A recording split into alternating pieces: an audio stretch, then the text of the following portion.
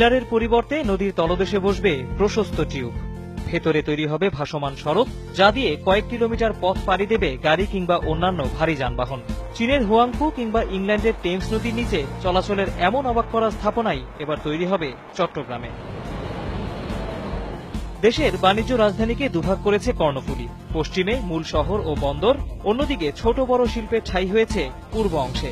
ফলে পতেঙ্গা পটিয়া রুটে পাল্লা দিয়ে বেড়েছে গাড়ির চাপ।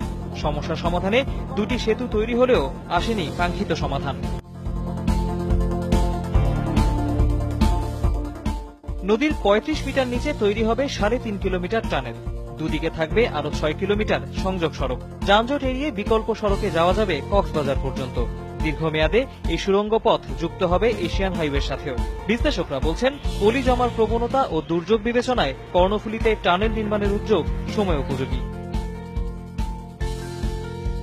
সেতু বিভাগের তত্ত্বাবধানে প্রকল্প বাস্তবায়নের দায়িত্ব পাবে চীনা ঠিকাদারি প্রতিষ্ঠান।